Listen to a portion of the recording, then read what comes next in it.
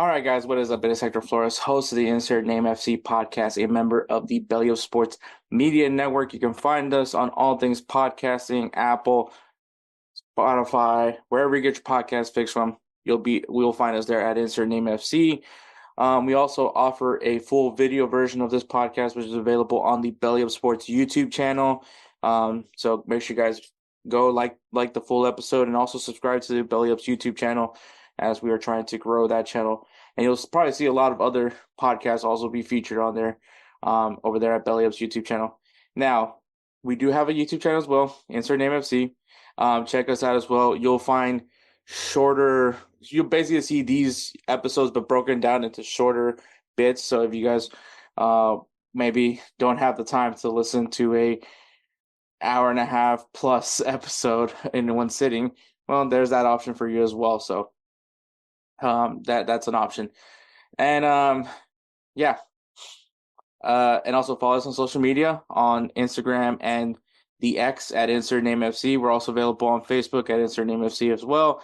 And we do have a LinkedIn. So if you guys want to check out the LinkedIn, just check it out. It's not really much. It's just LinkedIn. I don't know what else to tell you.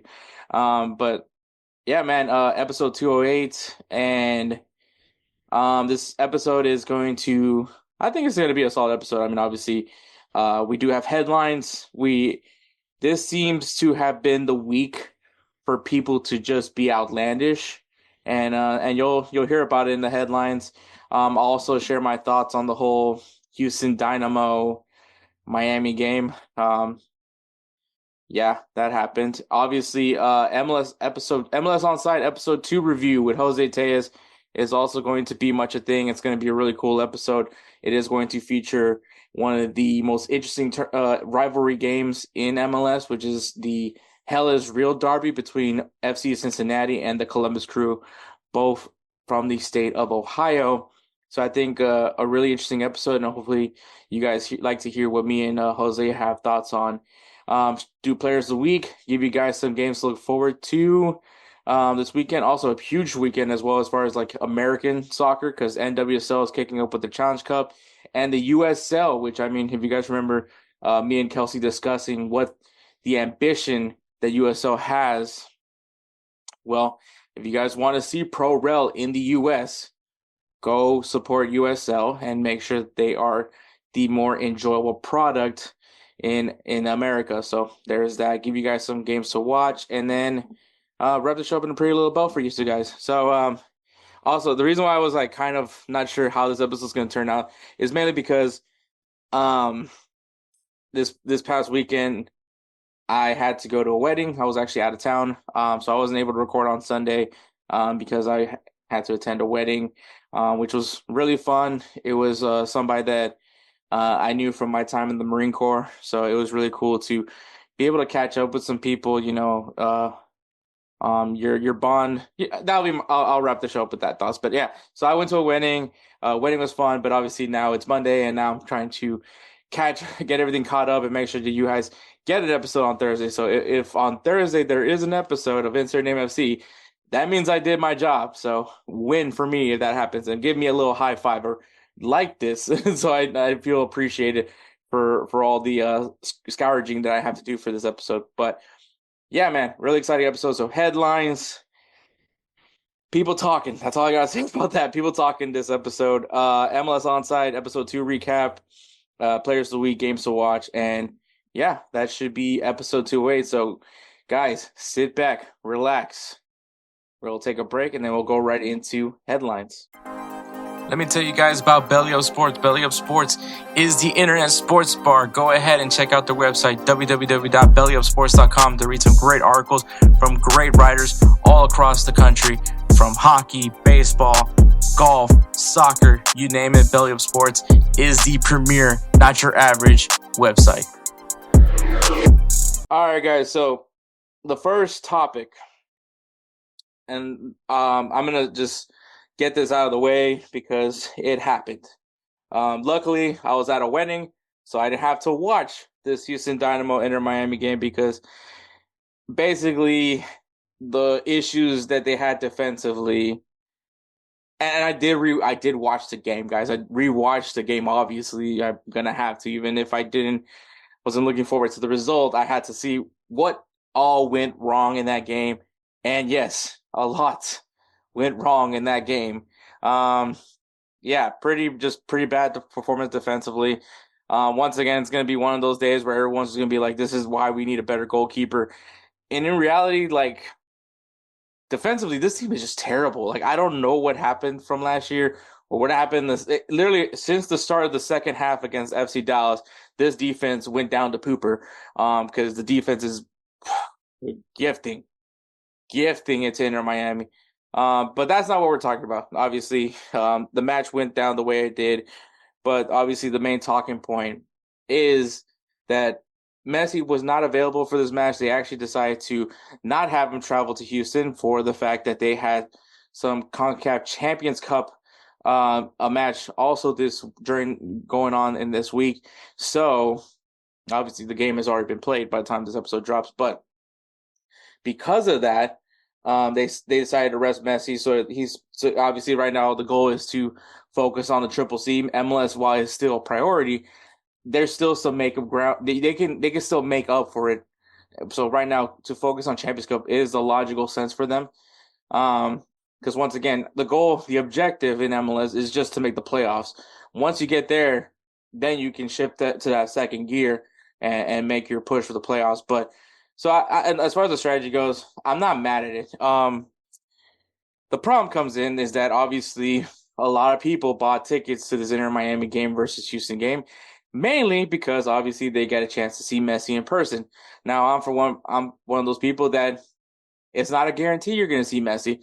As someone that bought tickets to go see Inter Miami versus Tigres, not to go see Messi. Well, I mean, yeah, the goal was to potentially watch Messi, but I was there just to be on, just to watch the game. So I didn't care. I had a good time. I got to watch Tigres, and Tigres is a fun team to watch, especially their goalkeeper, who is once again a dog. But and then also Marcelo Flores also plays their Arsenal youth product. Didn't pan out too well for him, but still, he's in Tigres. It's a big club. And I mean, along with the other names that you could think of, Gignac and all that also play for Tigres. But I had fun at the Tigres Miami game. Yeah, I think once they announced that Messi was not going to play in the game, the stadium was very much not full, and so I think that it would have been a lot fuller if Messi was going to be at the game and he didn't. So a lot of people were disappointed, which I think is stupid. You're still going to watch a competitive match. It's still a tournament, Leagues Cup, however you want to take it. It's still a competitive match. And not aside from that, you still got to see Sergio Busquets and Jordi Alba. So I don't think that, and I mean, all in all, it wasn't and I mean, it was Tigres, which by the way, I was more just happy to see the Tigres crowd because they are a fun fan base. They're very, very passionate, and their supporter section. I think they did such a fantastic job being supportive for their club, and obviously, the club did well. So I mean, why wouldn't you be having a blast? And so, but the point was, we bought those tickets, yes, in hopes of seeing Messi, but we know in reality it's never guaranteed. And I mean, in that context, obviously, Messi was playing for Argentina in the Copa America, and I believe he had an injury in the final. Final, yeah, I think it was the final. So he was injured, so he didn't get to finish the game, and obviously you're not going to rush him back onto the field, so you're going to take your time with him to make sure he's not fully in, to get him better, so he can't be back on the field. But and then plus it was Leagues Cup, so I get it. But oh no, I wasn't disappointed. I mean, yes, it's crazy that you spend a crazy amount of money to go see this guy, and then not to get him. I get it, but once again, in this sport, there's no guarantees. People get hurt, injuries happen, or teams that play in multiple tournaments, which once again, Inter Miami, they're in a position where they cannot get embarrassed. They cannot be embarrassed yet again in the MLS Cup playoffs when they got embarrassed by Atlanta United and didn't even make it past the first round of the MLS Cup playoffs when they were the heavy favorites to win the MLS Cup. So when in that context, obviously they don't want these guys to get hurt or overworked. And yes, the MLS schedule can be very congested, especially when you're playing in multiple tournaments like Inter Miami is. So it's not to me like common sense tells you that there is a probability that they're going to rest Messi, especially when you have not only MLS games but CONCACAF Champions Cup games to focus on. So, and at this point, priority does go to Champions Cup. It's early on the MLS season where you can still turn things around, get yourself in a playoff position. Well, obviously, you want to get in a playoff position that guarantees you home field advantage, but still, at that point, it's just shifting into gear to that playoff. So just make it be in a playoff position, you're fine. And I think if there's one thing to applaud Mascherano or Inter Miami in general that they're learning, is that they understand now that they don't have to go all out in the season. Once again, the season still matters, people. You still have to be in a playoff position. I'm not saying that the season doesn't matter, but Inter Miami is learning their lesson. They said, hey, we don't have to go all out in the MLS season, at least initially. Maybe in that second half, we got to shift into gear and start getting ourselves in a favorable position in the playoff seeding. But right now, we have X amount of tournaments that we got to focus on. Oh, I mean, obviously, I think it's just CONCACAF Champions Cup. Leagues Cup won't be till later on, but still, you get the point.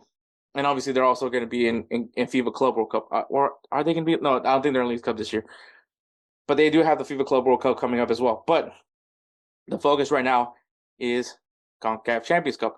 So it is perfectly fine with me. It is not the end of the world for Messi not even Messi choosing. It was the club deciding that they need to rest your players, which, I mean, everyone can understand that concept. This isn't the NBA. Now, the NBA is a whole different story, and I might get into that a bit just because of this. But, anyways, so a bunch of fans got really pissy, got mad that Messi wasn't going to be on the field. Like, oh, we bought our tickets to see Messi. We were only going to go there to see Messi, which is heartbreaking as a Dynamo fan because you would want people to go watch the Dynamo and experience the Dynamo. And, obviously, and I get it. It's Messi. I get it. It's not saying I don't, but I do get it. But this is where the outpour or the outrage happened as far as the U.S. soccer truthers and blah blah blah whatever. The Houston Dynamo ends up announcing that they apologize, that they have no control of what the teams do with their roster, and offered a free ticket for a future Dynamo game, and for them to use, for them to use for not being able to have Messi, which I think is cool. I think it's cool that they're doing that. I think and once again, I think people are like, "Oh, this is an unserious league." I get also the outrage as well, but because once again, you can't guarantee players are going to play. That's something that clubs just can't do. But unfortunately, the Houston Dynamo did promote Messi when they offered specific ticket packages to guarantee them that Inter Miami game. They did 5-game promos and five game plans that did feature the Inter Miami game. Obviously, because Messi once again was potentially you're going to see Messi on the field. Keyword potentially, not that you're guaranteed to see him. Potentially, you're going to see Messi, and once again, so people if you're going to, and I get it that you're mad that you didn't get to see Messi, but at the end of the day, that's the reality. Now, the Houston Dynamo, on the other hand, had an opportunity to be like, hey, Messi's not on the field. This is a chance so we can win more fans. We can gain new fans by showing that we have a good field product on the field. And we're learning now Benny Ball is probably not the best. And once again, I'm not a fan of playing from the back. I have never been a fan of playing from the back. We need to send the ball. We need to push the ball up once we get that. Once we're able to get the ball back in our possession, and it was frustrating. The game was just frustrating in general. Having to rewatch it, already knowing what the result was going to be, wasn't easy. But I watched it because I guess I'm a man. I don't know. I don't really know if I am. I feel like I was getting cocked at that point. I'm not gonna lie. I was having to sit there and watch. I was literally. It was like I was in that little hotel room with the extra chair, the cuck chair, and that's literally how I felt because I already knew what the result was, and I was just not having fun. I did not have fun enjoying that. I did not have fun watching Luis Suarez get 3 assists and a goal. It was just a bad performance overall by the Dynamo, and I wouldn't be surprised if no one, I mean nobody, uses that free ticket. I would not be shocked by it. Some may, and I'll give them a high five if they do. But I get it. I get it if you don't. That game was an embarrassment. It's just they took the piss out of it, and it pisses me off now watching having to like talk about it now.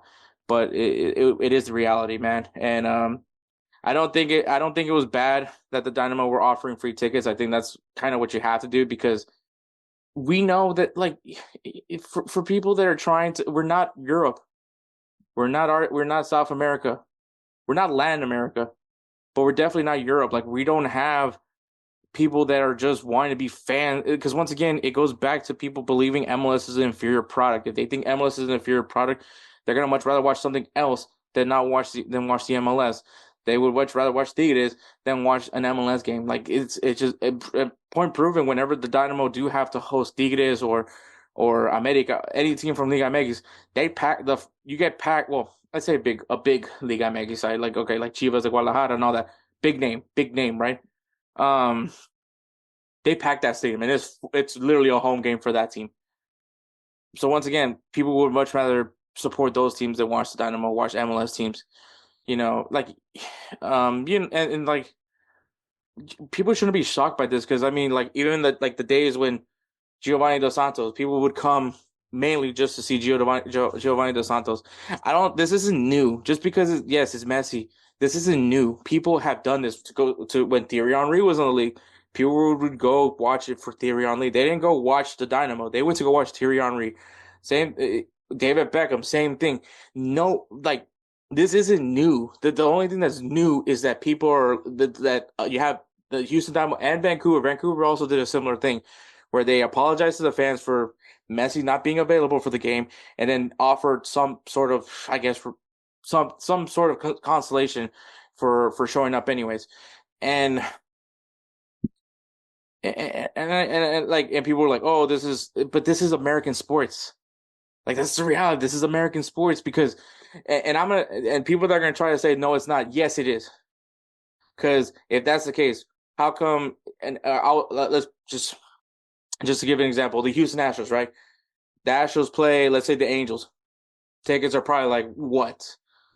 Let's just say for like the seats I usually end up buying, it's like $90. All right, so they're $90, right? And that's to watch them play the Angels. Now, when the Yankees come into town, that $90 ticket all of a sudden becomes $150 because it's the New York Yankees. You're talking about being able to see Aaron Judge, Giancarlo Stanton, you know that. So I don't want to hear it. It does happen in the NBA too. Oh man, NBA is such a prime example of it. So especially because once again, I used to work for the Rockets, so I saw it in person. People wouldn't go see Memphis Grizzlies. People wouldn't really come to see who's another team that was kind of mid. Memphis Grizzlies was pretty mid at that time. It's not the same John Morant team like it is now, and I don't know how they're doing right now actually. But Memphis Grizzlies, the Timberwolves. This is obviously before who they have now. I forgot the kid's name now, which I feel terrible because he's a stud. But these really mid basketball teams, tickets would be actually more affordable than normal, and then you'll go but people wouldn't go. You know where people would go? When the Lakers were in town. LeBron James, you get a chance to go see LeBron James play. People would pay, that would pack the stadium, just people going there to see the Lakers. The Warriors with Steph Curry and Klay Thompson and Draymond Green. That stadium will get packed for those guys too. You can't be saying that this is just an MLS thing. No, it's a very much an American thing. People do go to see big and interesting teams. I'm sure Kansas City Chiefs, like it's the road show for them to go see Patrick Mahomes and Travis Kelce. Like those tickets do get a little bit pricier because it is the Kansas City Chiefs because people want to go see the Kansas City Chiefs.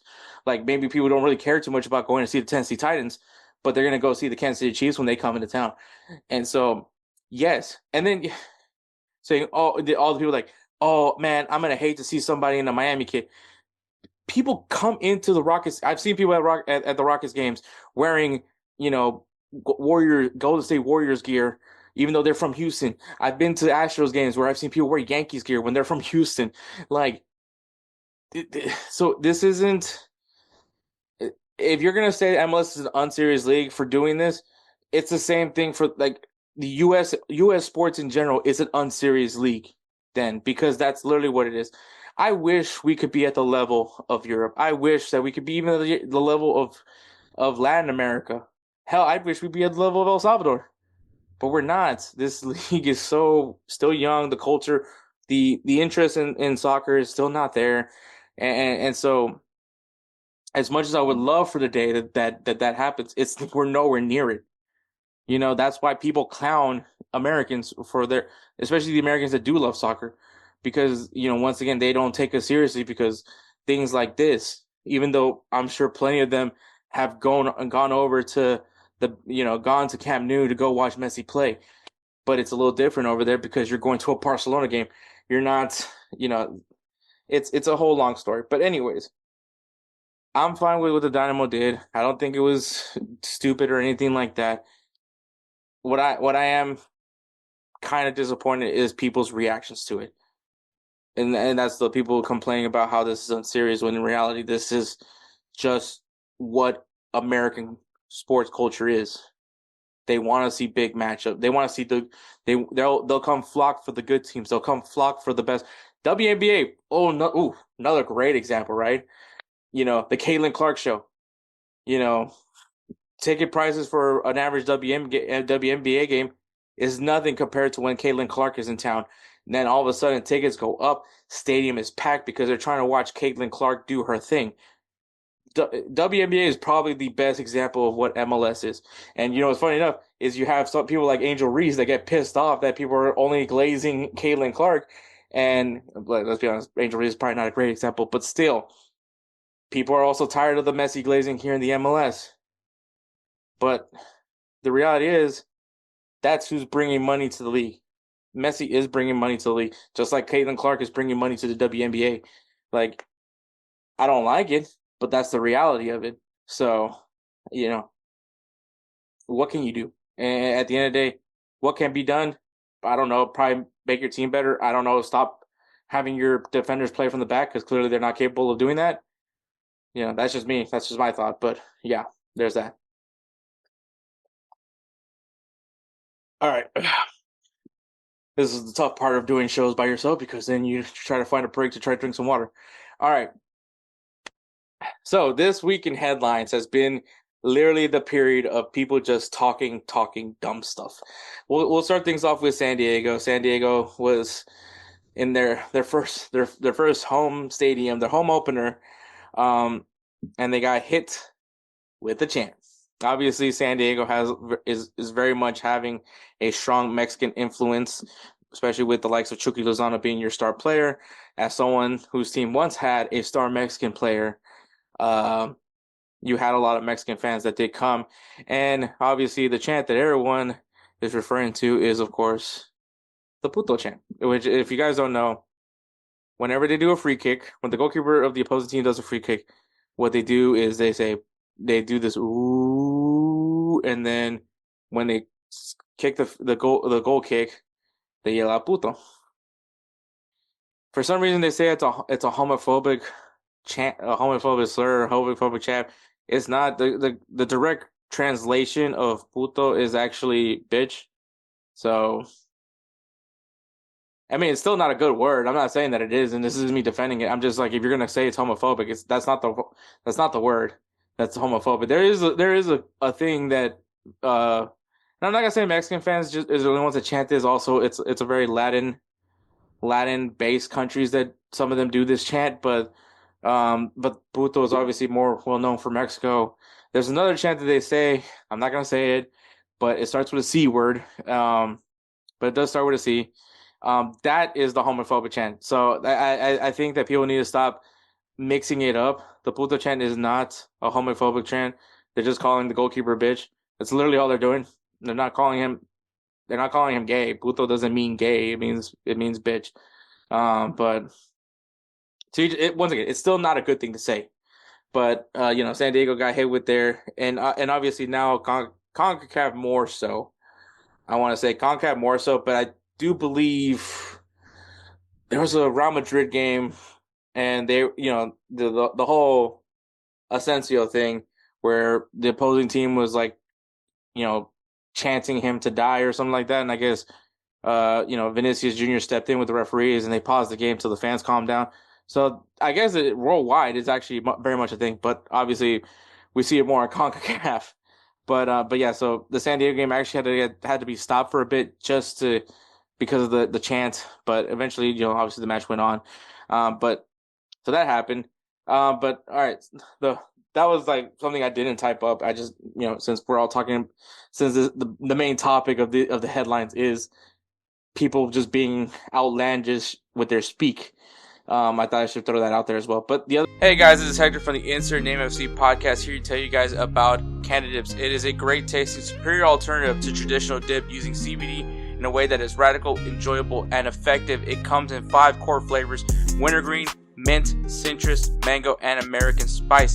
Canadips CBD is the new evolution in dip, allowing guys to enjoy great, long-lasting taste without the downsides. If you guys want to go ahead and try them out, use the code BELLYUP20 at CanadipsCBD.com. Once again, BELLYUP20 at CanadipsCBD.com, and you'll get yourself 20% off your purchase. Thank you again for Canadips for being a great partner of Belly Up Sports. So during the CONCACAF Champions Cup, there has been an ongoing investigation.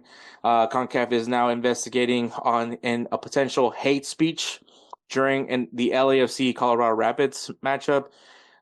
Rapids defender Chidozie Awaziem.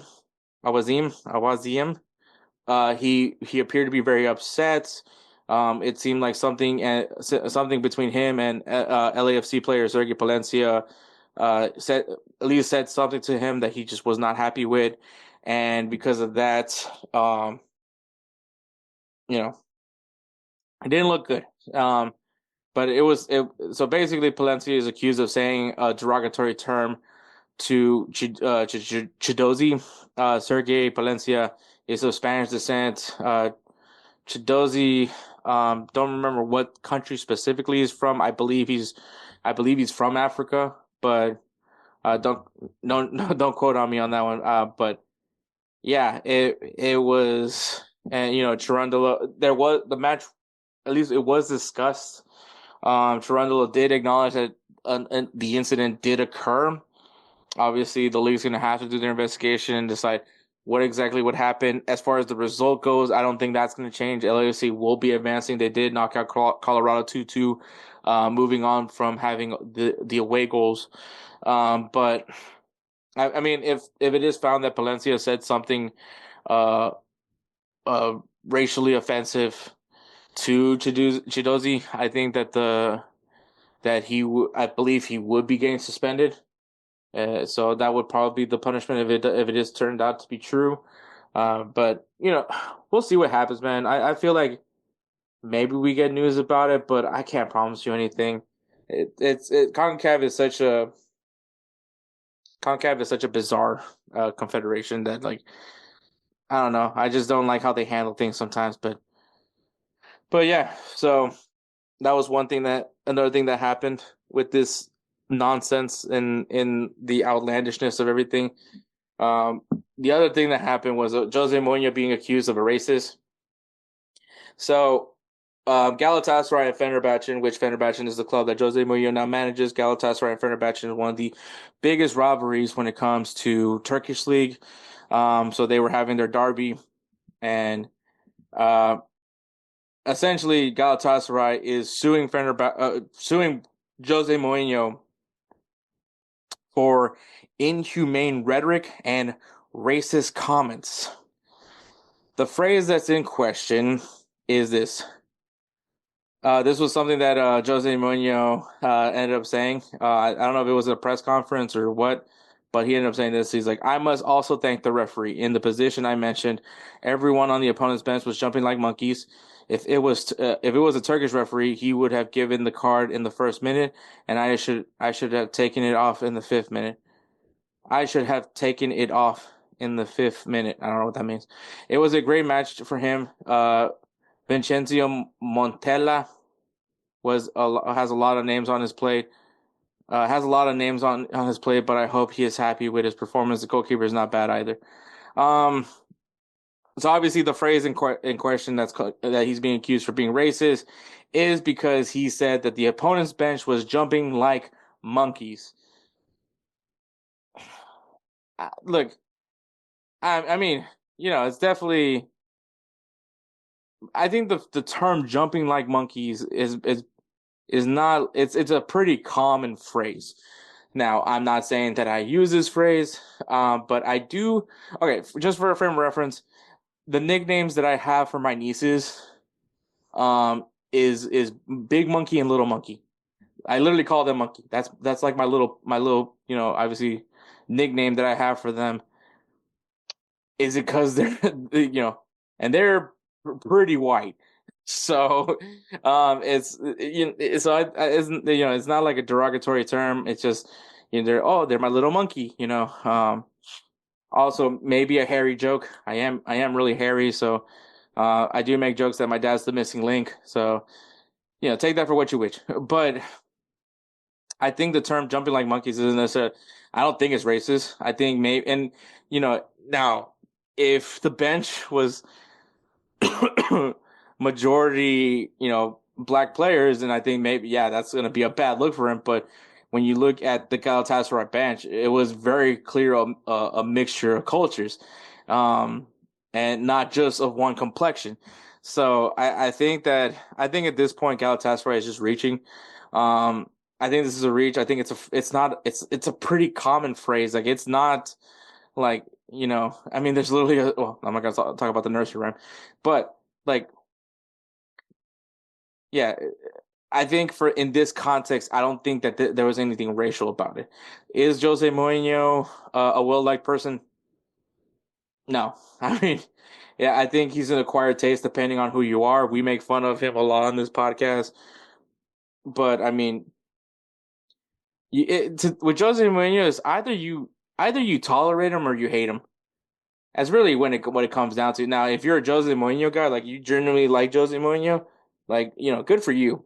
And I mean, he has his guys that will defend him till the end. And I think a lot of players did come up and defend Jose Mourinho. A lot of African players came up in defense of Jose Mourinho. One of the big names that did come up was obviously Ivory Coast legend Didier Drogba, who obviously from his time at Chelsea with Jose Mourinho. So he defended Jose strongly, saying that he is not, in fact, a racist person. The obviously once again the term "jumping like monkeys" directing towards the bench of Galatasaray was not intent of racism.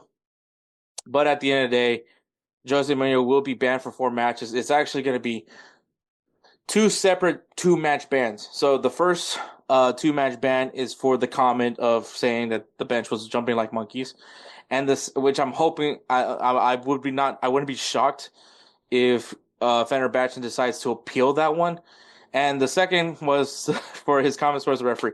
Now, this one I do believe. I do believe that Jose Mourinho said something to the referee to piss him off because once again, Jose Mourinho is an asshole, and this is where I do agree that okay, but I mean. Yeah, he did, like I said, he did say a lot of things about the referee.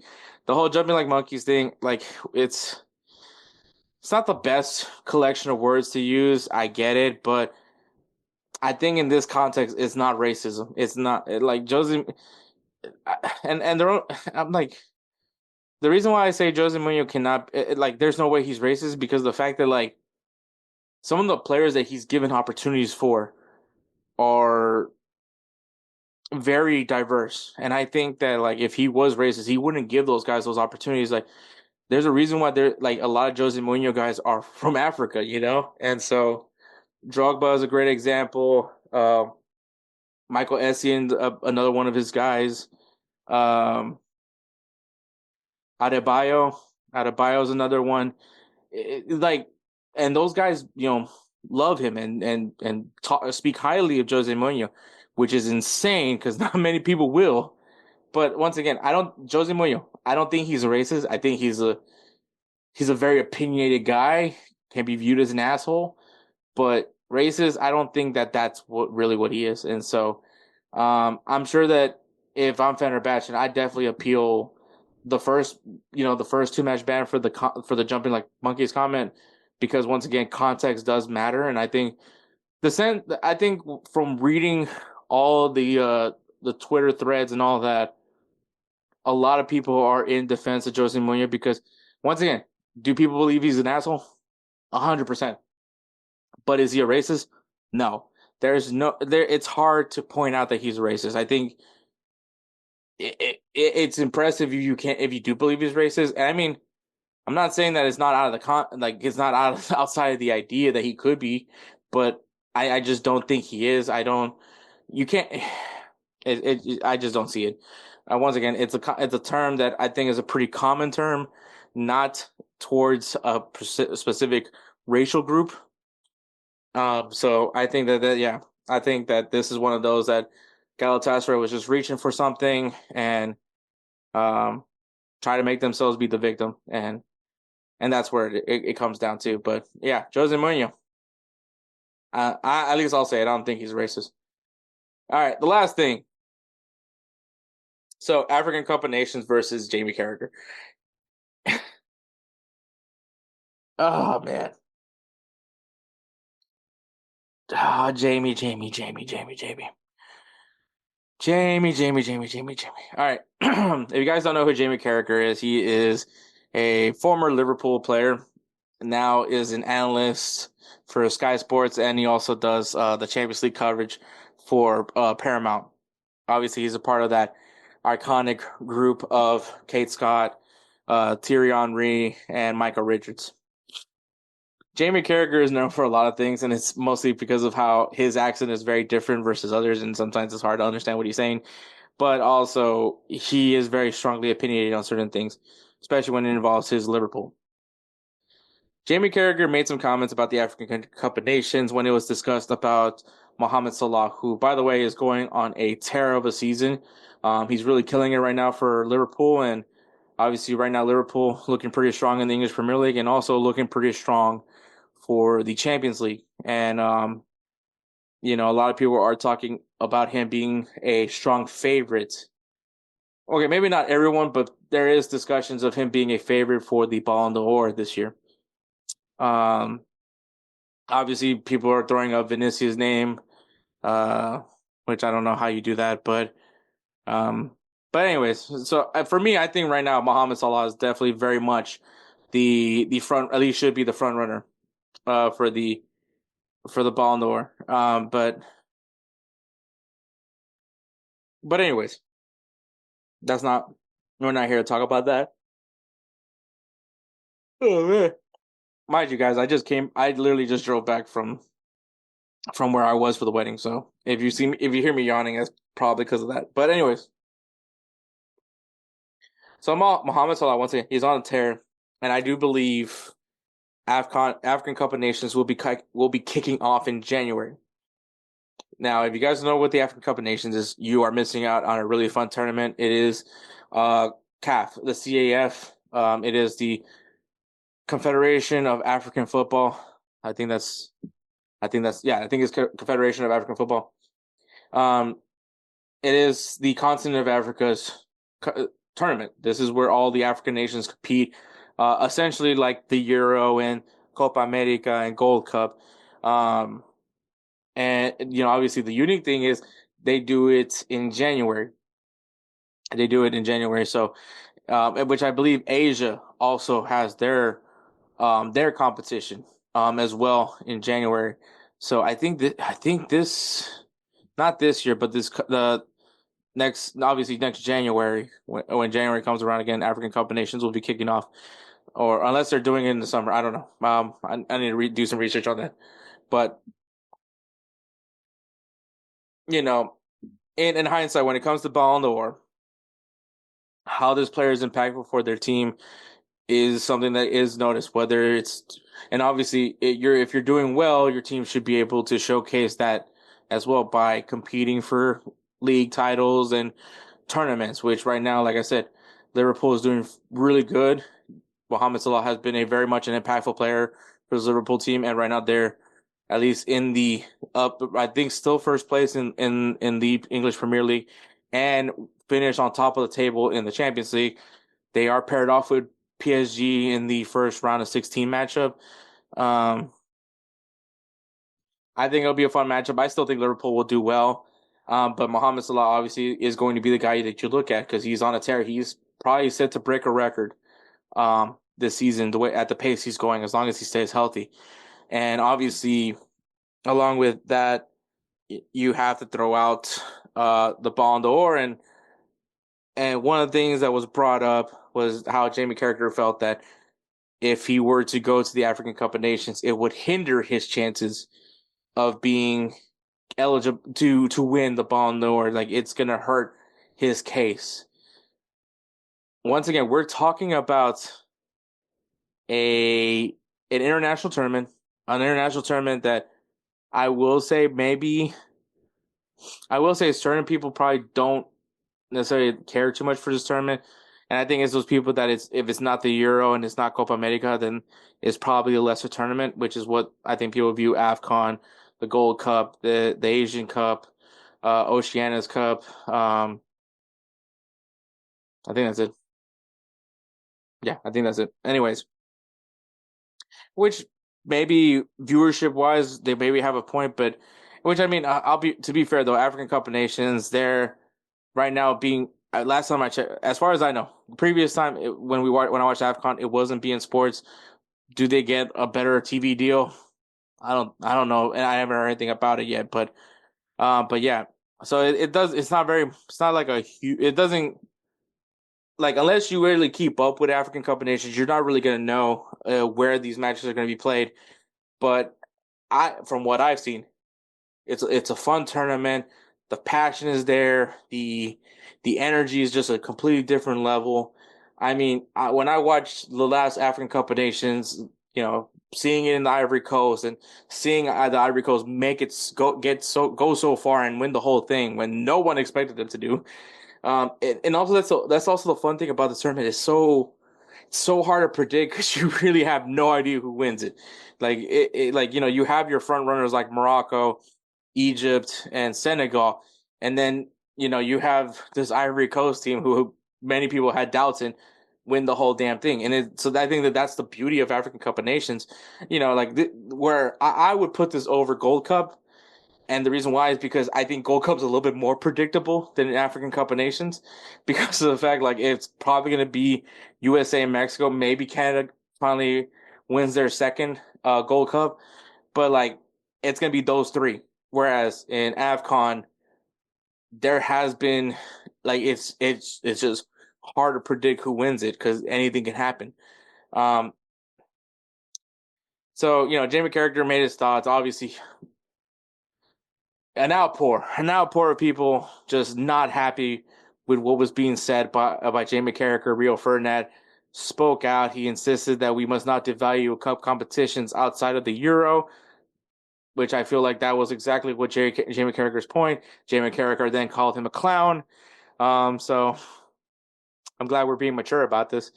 But the reality is, you don't like. I mean, yes, you can pick what nation you play for, but in reality, like I think the guys that truly want to play for their African nation, there is a strong passion, a strong feeling to want to not only represent their country, but represent the continent of Africa. Like if you can be that African nation that can go up and potentially win a World Cup, it's going to be so big, not only for that country, but once again for the continent of Africa, because there's so many players that come out of Africa. And unfortunately, some of these guys do end up making a switch to another national team. We've seen it. Obviously we always have that guy that brings out the graphic of all the countries that these French players that are French and connected to an African nation where that they could play, which country could have been playing for, and all that.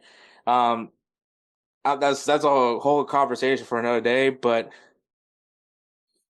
and even Musa, and he talks about that, and I think this would have been a great conversation to have Musa with, but yeah, that's the reality, man. Like there is people that do look at this tournament as an inferior tournament, but once again, you have so many great players that come out of the continent of Africa that you know say a youth player gets this opportunity to represent Nigeria and you have a coach is like, you don't want to go there, man. You want to wait till that English call up.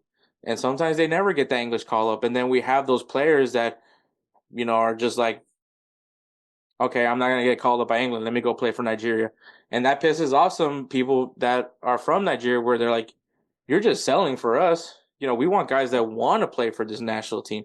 And there is guys that do want to directly play and represent these national teams. And I think that with that passion comes in the fun of African Cup of Nations. It is so passionate. It is so fun. I love every minute of these matches. It's just it's unlike anything else. And so I can't wait for AFCON. I'm going to be watching it. Hopefully Salah's healthy. And, me and Musa, we talk about all the time, like, who is a player from African Cup of Nations that can help increase their stock from having a strong African Cup of Nations? Because I'll be honest with you, like, what was it, the years with Sane and Salah, like, they've had some pretty rough African Cup of Nations as well. Like, their teams have done fairly well, but they weren't the reason for it. And so sometimes that doesn't help their stock. But like, it'd be cool to see the day where we see another African player lift the Ballon d'Or besides, obviously George Weah. But it starts off with people recognizing these tournaments. Like, it isn't just World Cup and Euro and Copa America. Like, there's other international tournaments that are really cool. Like, I got to watch the Arabic Cup when it was all Arabic countries playing in that tournament. And I thought that was really interesting, to go in to see, teams from the Middle East and see how they play. I'm open to seeing that. Like, what is the quality in Iran? What is the quality in Asia, And I think that's how we need to be more of, like, don't view it as a lesser tournament. And that's what Jamie Carragher did. And then also the reality is Mohamed Salah is Egyptian, and plays for Egypt. And Egypt plays in CAF. And CAF plays in AFCON. Like, what do you want him to do? Opt out of Egypt? Like, that's just stupid. So Jamie, and look, there's things that I enjoy from Jamie Carragher, and there's things that I don't. This is one of those cases where, it's unfortunate, especially how big he is as big as he is in the media, for him to say things like this, especially with the guys he's played with, and to come out with something like this, knowing that it is reckless. It's disheartening. But the reality is, man, if you guys go watch AFCON, if you guys get a chance to watch AFCON, go watch it. It is such a fun tournament. I can't wait. Two reasons why I can't wait for African Cup of Nations. One, it's the African Cup of Nations. And two, definitely going to be trying to get Musa on to talk African Cup of Nations with, because, like I said, really fun tournament. But yeah, that's headlines, man. Yeah, just a wild week of straight shenanigan talk from people. But yeah, man, that happened. So we're gonna take a break, and then we'll go right into our recap of episode 2 of MLS Onside with Jose Tellez of Goals TV. Fight and win! All right, guys, episode 2 of MLS Onside, and I'm gonna call my shot right now, Jose. I'm sure, obviously, Jose Tellez from Goals TV. We're doing this series with this guy. Of course, he loves MLS. I'm sure right now he's really happy right now where his team's at right now, MLS. Meanwhile, I'm not gonna talk about my team right now. So I'm different start. I'm putting some shin guards on as we speak at this point. Like, put me on defense at this point. Like, some great goals scored this past weekend, man. Great goals. All-time clip by Ben Olsen, by the way. So that game was rough. I wish that was the strategy implemented, because that strategy sounded better than the actual game plan. But bro, that game was rough to watch, man. But Sunday Night Soccer got goals. Yeah, I mean, it was a full stadium too. So I was like, foolish stadium. So saw a lot of pink in there. A lot of pink. Yeah, I've already went on a rant on this episode, so yeah, you'll get to hear that. But yeah, so yeah, and I literally rewatched it knowing I'm like, I know what's happening, but I have to Yeah, rewatch it just so I know at least somewhat of an idea what happened in that game. And I I I definitely felt like I got cucked. So that's the fair enough. best word to describe it. But anyways, something that was more entertaining, unless you were, I guess, a Miami fan or a real Miami fan. Um, MLS Onside episode 2. I'm gonna call my shot right now, Jose. I think this was your favorite episode. You know what, man? You're not terribly wrong. Not terribly I wrong. mean, I literally have not seen any of the other episodes, but Same. this episode has arguably one of the top rivalries now in MLS. Um, that's up for debate, and we'll talk about that a little bit further. But this episode does feature the Hell is Real derby, and that is actually the episode title is Hell is Real. The summary is Ohio's heated rivalry reignites as kickoff nears. Stars and managers discuss what's at stake. They will compete and leave it all on the pitch. Yeah, so if you guys don't know, Hell is Real Derby is the rivalry between FC Cincinnati and the Columbus Crew. Um, cross-state rivals. And recently now, I'm not going to say of all time, but recently, this has been a very enjoyable rivalry where both teams are kind of looked at as the upper echelon of the MLS. But I guess this is where the question starts, man. Where does this rivalry rank amongst MLS in your opinion?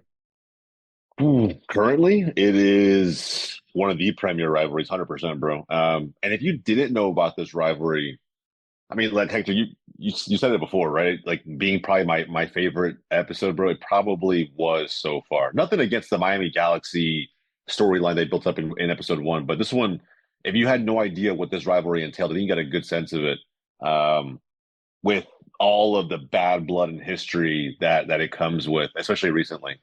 So I don't know, man. For me, I was there at Lower.com Field when Lucho came out as an all-star on that field, and the boos were not louder for anybody else, bro. Like they don't like each other, and you could feel it. I think to answer your question, bro, it's probably. I mean, look, it's no Texas Derby, you know what I'm saying? But no, man, it's got to be top two, probably. I mean, that and El Tráfico, I can't think of anything bigger right now. There are rivalries. Do not get me wrong, but none of them quite as heated or bad blood between them. I think that's why they chose to focus on the Hell is Real Derby, and even just pointing to where that comes from, right? The sign and the field on that highway, right? 100 miles between both cities. Um, I love the rivalry too for the personalities involved, man. Like I'll be honest, bro. I thought Noonan was a marshmallow. Did Yeah, no. not did not expect what I saw. And in the best way possible, bro. I'd love to play for a coach like that. Nancy's exactly how I expected him to be frank. I think he's a very much like the beauty of the game, inspiring players to just be the best version of themselves creatively while contributing to the team with value. So like all of that, I kind of just figured just by the way he carries himself. But yeah, bro. Two very distinctly different sides, coaches, players, everybody the whole way through, and they don't like each other. I think it was a great topic and focus for episode two. Yeah, and obviously the highlight of that was initially talking about the last match, obviously the last time they faced off before this Hmm. episode. And that was of course the Eastern Conference final where uh Cincinnati had the lead and then they choked it away and Columbus Crew goes ahead and wins the Eastern Conference and obviously led to them winning the MLS Cup, which I remember that run, Jose. You were very high that FC Cincinnati was going to make it to the MLS Cup. I don't remember if you were picking them to win it, but I know for sure there was in your mind, you're like, you have to go into Cincinnati. I mean, you're right though. You're going into Cincinnati, you're Columbus, and you're gonna have to take you're going into that hostile environment, and it was a tough matchup. And but Columbus found a way. I felt the mojo from Columbus Crew. I'm sure Shayan inserted his supporter shield winner can never win this thing. But yeah, I do remember that season, and Jose, I do remember for a fact you were very high on this FC Cincinnati team. I was, bro. Up until up until it was 2-1 of that Eastern Conference final, was I super confident that I had picked the winner of the Eastern Conference and going into the MLS Cup. Bro, Xiaoyan, by the way, that day he wouldn't stop texting me after the game, but we were texting just throughout as things happened. And bro, I'm telling you, he was so low when it was 2-0. Nobody saw this shit coming. Right. And I think they did a good job of capturing that in this episode of Onside. I think like you have to understand how painful that was, bro. And just imagine it if it hurt me as somebody who was just predicting them. I have no stake in Cincinnati, right? I mean, as a Dallas fan, don't care what some random team in the Eastern Conference does. I think that they were just my solid pick to go all the way. Um, and bro, they had to really touch on that. And that way you just knew the history, the bad blood, all the motivation going into this first encounter in the 2024 season. So yeah, bro. They were so close to doing it last season, and that comeback hurt me as a neutral. Could only imagine what it's like to lose in front of your own fans after you were up 2-0. That's actually insane, bro. Like I just them going through it. I was like, this is like holy shit. Does this next game mean so much? No, yeah, and I think I honestly would say, regardless of who was, if it was Cincinnati or Columbus, I think they both would have beat LAFC that year. I just the way they played, and I think they had a good answer to the way LAFC played that year.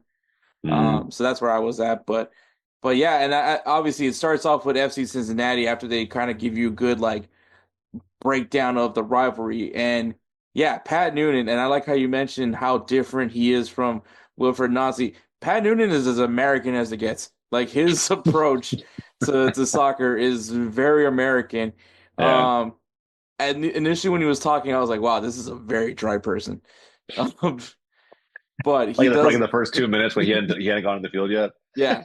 Yeah, and then he got on the field and then he's like super animated and yeah, you're talking about a guy that and I think Pat Noonan, he was from LAFC, I believe, right? He was under Yeah, he was on the staff. Michael Bradley's staff and LAFC, so yeah, this is his first job as FC Cincinnati and I mean amazing impact that he's done with this team. I mean, obviously they also did some good things in as far as finding players to gel well, and obviously the big one is obviously of course Lucho Acosta, Yeah, who the previous year was the MVP.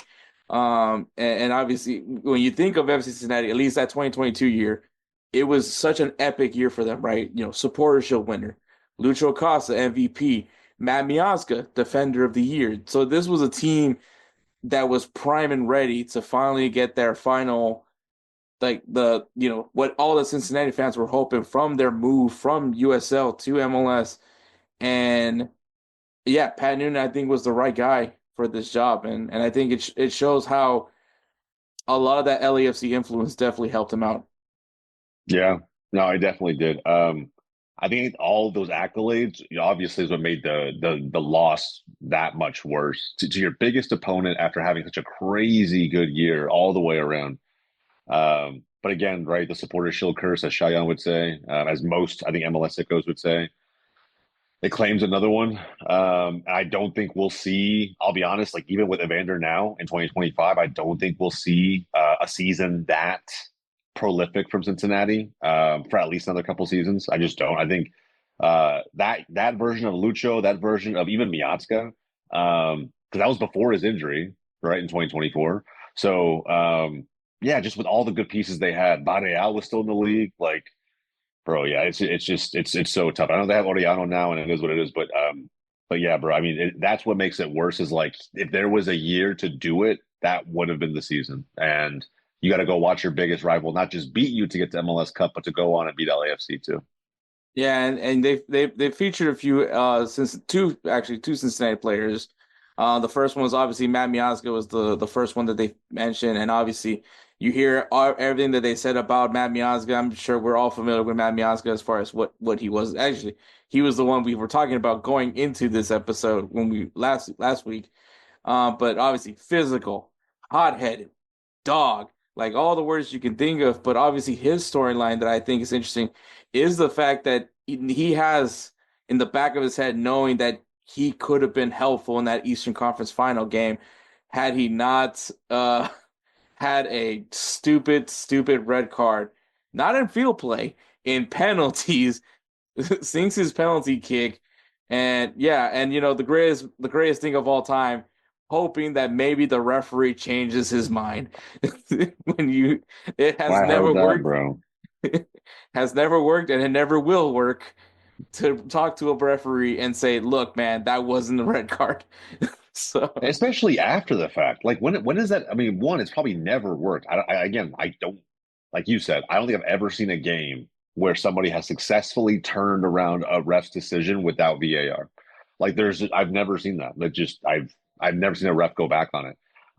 So and if it's going to happen, it's going to happen in the moment, bro. It's not going to happen when you charge him up in his private space, private quarters, right in the ref's locker room, at halftime or whatever it was, and during a stoppage of the game. That makes no sense. None. Just but with all of that said, with how dumb, just pure stupidity out of Miazga, like just even watching it back, bro, I thought it was dumb back then, but like now it's just to understand how passionate he was about winning and to let something that small just fuck with him. Even if you get the yellow, bro, who cares? Like you knew you were taunting, you knew you were walking over there to start shit. Just own it. Like, yellow, okay, fine, whatever, walk away. Right? That's it. Just walk away. Like I got what I got. It was totally worth it. I respect it, bro. I would still take Matt Miazga on my team tomorrow, 100%. I think there's more good than bad with someone like that. He's obviously, like you said, a dog, right? The mentality is there. He wants to push others to be just as passionate and physical as he is. But every now and then you're gonna get one of these, and bro, it's we all know what happens to Miazga in 2024, but yeah, I don't know, man. It's tough in those moments. I can only imagine what he still feels about that, just looking back at it and how dumb that was, not to let it go. But I mean, hey, I mean, the storyline itself, I think really could sell non-MLS fans on some of the storylines in this league. 100%. You need personalities like that to make MLS more interesting. yeah, and I think I also love how Matt Miazga in the I guess I don't know the interview when he was interviewing, his recollection of that him going into the locker room was, yeah, I just decided to have a conversation with him, and in the clip it's literally him yelling at the referee. So like We're just talking, bro. We're just talking. yeah, he's like, I was just there having this really intellectual conversation about, all I could think about was like the whole crew just like That's for real. were we at the same place? Like camera guys just like, dude, I was with you the whole time. I heard nothing but yelling. But yeah, I mean, look, bro, like, he seemed like his person or how he was talking about it seemed interesting. Like you heard his voice like go up a little higher when he was talking. I think I think he tried to make certain moments like that whole situation a little more lighthearted than it was. Um, but yeah, bro, I mean, however he sees it, he may not have any remorse. I don't know, but I'm sure his teammates from back then do. And yeah, missed opportunity. Yeah, and I mean Matt Miazga is such an interesting story just because of obviously promising New York Red Bull Academy product, gets the opportunity to get signed to Chelsea, goes on a lot of loans. I lost so many. I lost count how many times he went on loan. Um, A lot of potential, and then comes back to MLS. I think at one point was playing in the Polish some league. I forgot it was either Poland or Switzerland, one of those leagues. But then probably. now he's back in MLS. Do I want to see him with the U.S. men's national team? I think it's a good name to drop every once in a while, but he's definitely a Camp Cupcake guy. Like I think like yeah, and then maybe he can earn a spot from there. Especially I just love seeing him against Mexico. He just seems to know how to push the buttons right. I mean, and honestly, when it comes to Mexico USA, there has to be a dog on the US side because yeah, if you don't have someone protecting your guys, it's pretty rough. Like if you don't have that Weston McKennie, if you don't have that Sergino Dest is a dog, by the way. I don't care if anybody tries to disagree with me. That dude is ready to throw hands.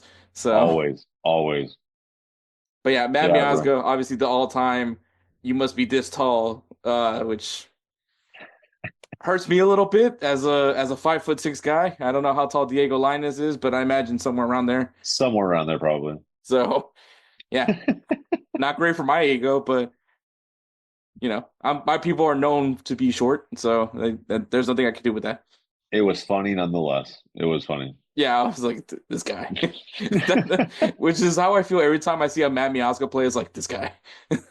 I think if you could back it up, bro, like if you're about it, I mean, I personally have no issues with that, regardless of who it is or what the situation is. I think at the end of the day, if you could back it up, do it, right? But you have to be able to do it. Like if not, you deserve to get dunked on afterwards when you lose because you couldn't bring it with all that shit you were talking. So Miazga's him, bro. Good player. I tell you, man, I would take him on a team any day of the week and just hope to God that his mouth or his actions don't get him in trouble. Exactly. And of course, the other player that was featured was Lucho Acosta, which I'm sure Jose was very much happy to have him featured on this episode because in reality, like as much as like everyone was like, yeah, he's FC Cincinnati's legend. He's done so much for this team, and it's just like, well, we all know where he ends up in 2025. We knew how bad that ended up for that marriage at least, but yeah, all the things that they had to say about Lucho Costa, and I think. Yeah, I think it was perfect the way they described him. I think, his whole relationship with FC Cincinnati, like, no offense, Jose, but I'm always going to remember him as the FC Cincinnati. Unless he wins the MLS Cup with FC Dallas, there's no way that um like he's going to have that special red carpet treatment over there in Cincinnati. Like when he hangs it up, it's going to be always remembered for his time there. Like I said, once again, unless he's able to get FC Dallas over to the MLS Cup and finally win that thing, um, yeah, I think he's going to be forever known as a Cincy player.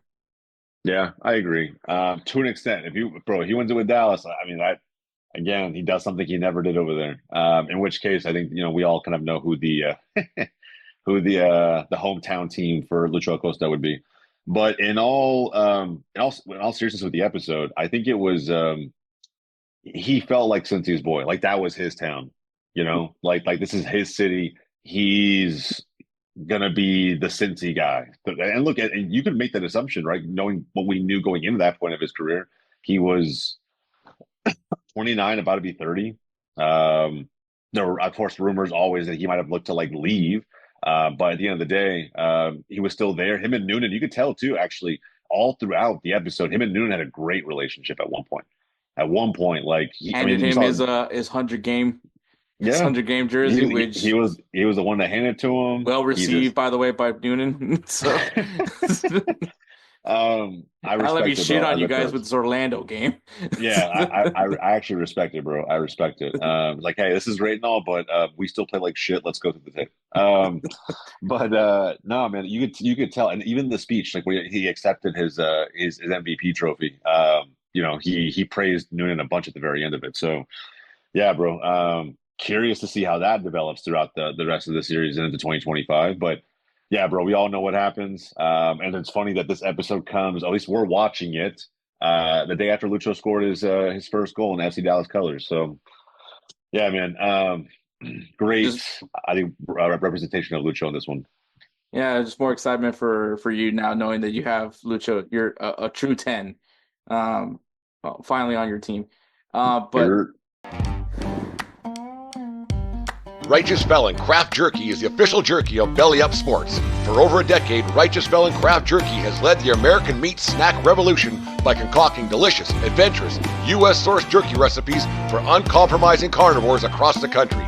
With 15 different flavors to choose from, Righteous Felon has all jerky lovers covered, and by using promo code BELLYUP, you will get 15% off your purchase at righteousfelon.com. Do your taste buds a favor today and rip into a bag of Righteous Felon jerky. and then obviously you got to go to Columbus Crew, which I love that they were like, "Hey, we're gonna go see the president," and for that, because we won the cup that you guys thought you were gonna win.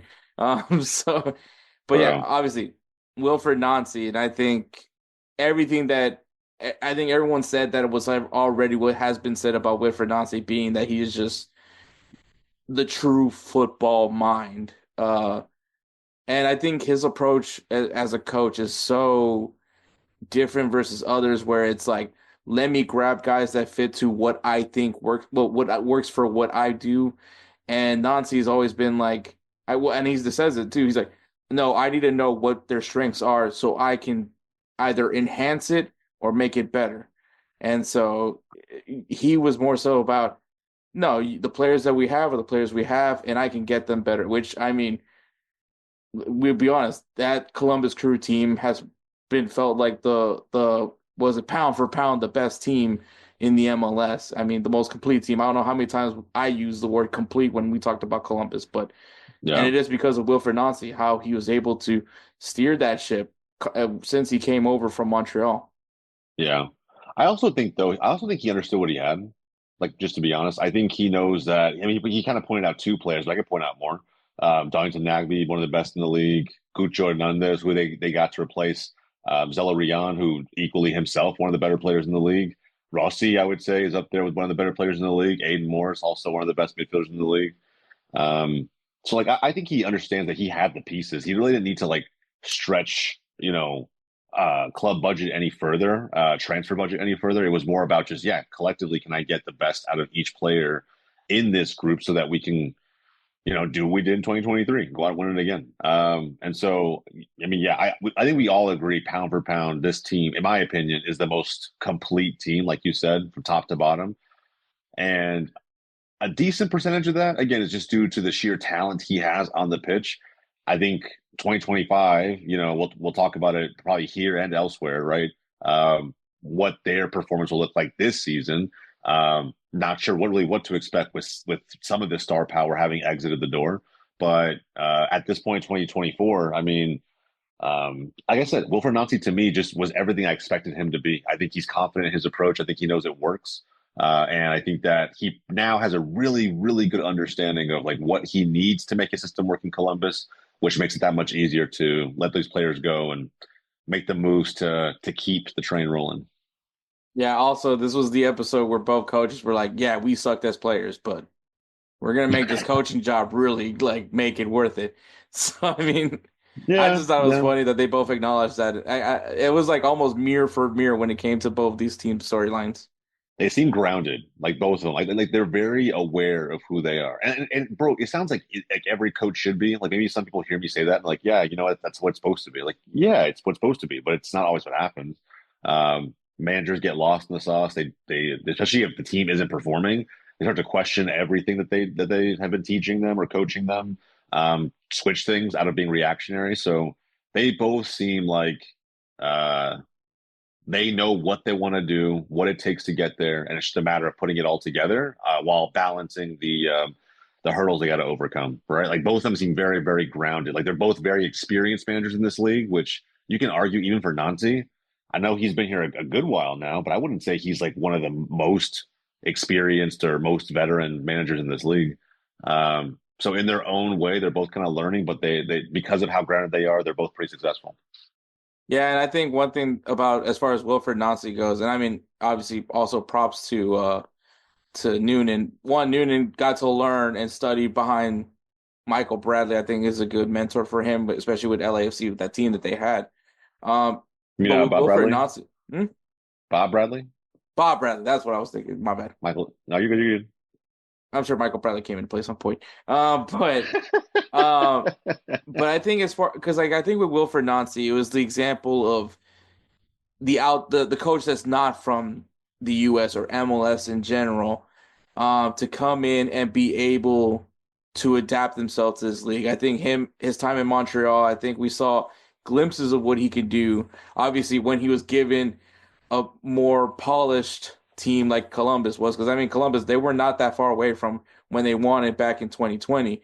So they still had very much their core. And one of the players that they highlighted from that team was Darlington Nagbe, the hometown kid, if you will. And I love that he like let me bring out these championship rings. What a flex, bro. I love that. And in all honesty, bro, I mean, Darlington, he's probably up there. I wonder where most fans have him ranked individually as a player amongst all the MLS grades. Like, he's got to be up there, right? Like three rings with three different teams. Like, it's one thing to have that many championships, but to do it in multiple locations to almost stamp and verify that you are him. You know what I mean? That like teams need you to get where they want to go. That's what it feels like when you talk about Nagbe's career.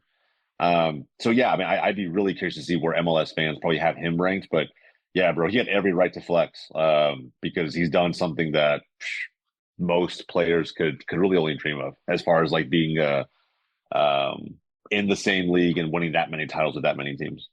Yeah, and I think it's when he was talking about his rings, obviously the first one he won with Portland, which was against the Columbus Crew.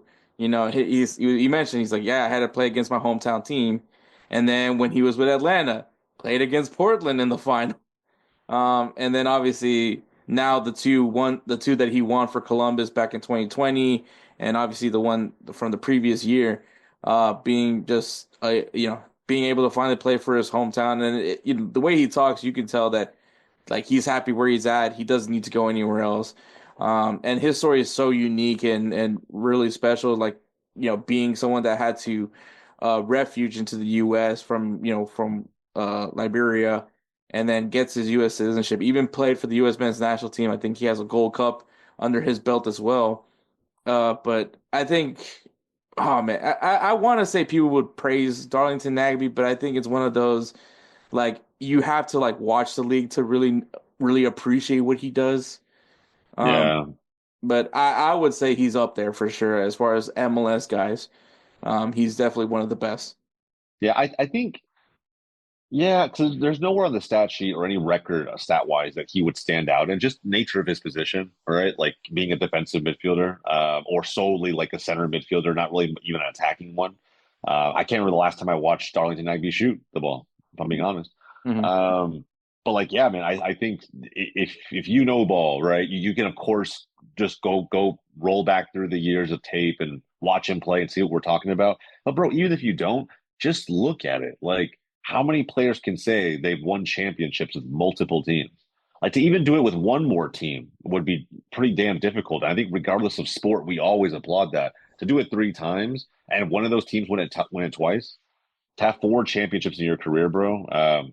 Yeah, man, I think there's almost no dispute there either. And him being the starting center midfielder in all of those teams. So and a And be captain in some impactful. of those cases. Yeah, and be impactful, bro. I'm thinking, but even if you remove the ball knowledge piece of it, the actual eye test piece of it, there's just so much to like about what his pedigree, what his resume stands for as of now.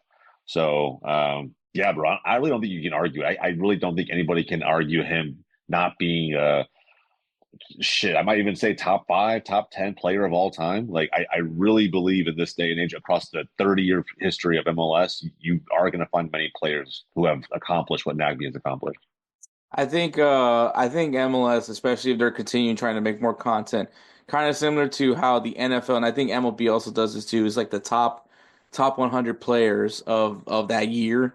I think it'd be really cool if MLS. I don't know if we have enough. I'm sure we have like enough to have 100 players, but like if they did like MLS like top 50, and like it's something amongst all players that they vote for, to see who would be like the number one player and in the player's opinion of who is the best player in MLS, which probably be Messi. But it would be interesting to see all the names that all come into that discussion. And I think a lot of the MLS guys would pick put Darlington Abbey pretty up there on that list. Yeah, I think you have to, bro. He's just, and again, if you even layer on top, like you mentioned before, his story, which I also think a lot of fans aren't aware of, by the way, right? That at 10 years old, he had to move over to the States from Liberia, I think he said it was. Hmm. So yeah, bro. I mean, that story, I think too, just even peeling the layers back on that, I think Apple TV or MLS should try and make that a little bit more of a focus to further. I don't want to say stamp his legacy, right? Because I don't think he needs that, but like I do think more fans just need to be aware of how valuable he's been to multiple franchises and probably just the league in general throughout his time here at MLS. So, yeah, bro. Not many, bad things I could say about Nagbe. He's had the occasional bad game, bro, but for the most part, he's consistently always year in and year out one of the best players in MLS. Yeah, for sure. And then the other player that was featured was, of course, Cucho Hernandez, who did win MVP last year. And I mean, I don't know the words that you can use to describe Cucho, but talented is definitely the word. I mean, his story alone is a very interesting one. This guy was playing in the Premier League and just decides he wants to come to MLS, which was such a everyone was taken back, especially because the fact that Cucho was still young, and he's still young. I mean, I'm not saying that he's gotten older or anything like that, but Hmm.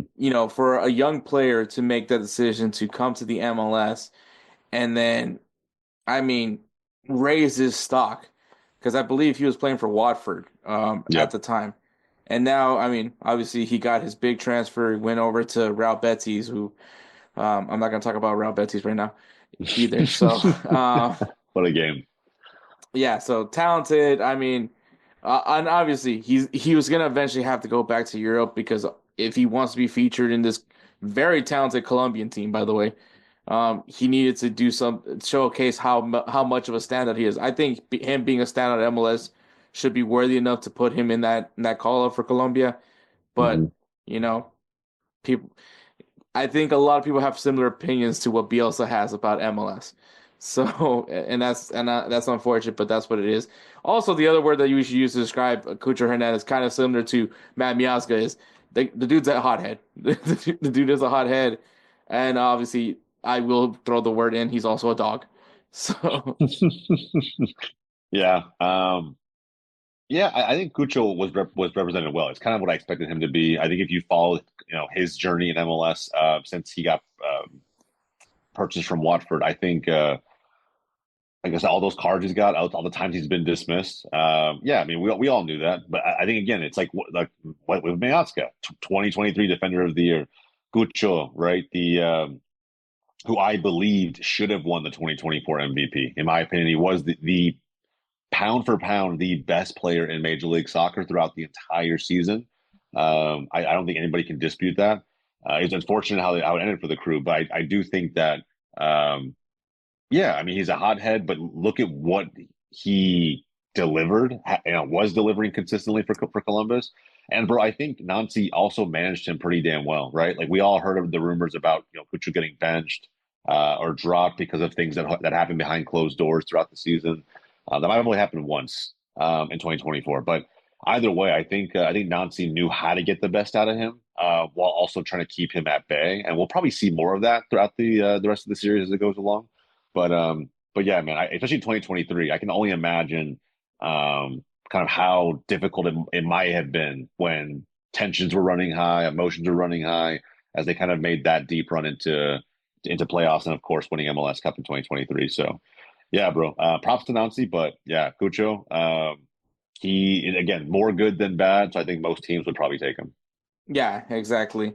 And then obviously, kind of similar to all, it's always going to be involving a game, and so obviously it's the first Hellas Real derby of the 2024 season, which I mean, as everything that's going to come with a derby, which is intensity, fans, all of that and more. And I honestly do remember this game.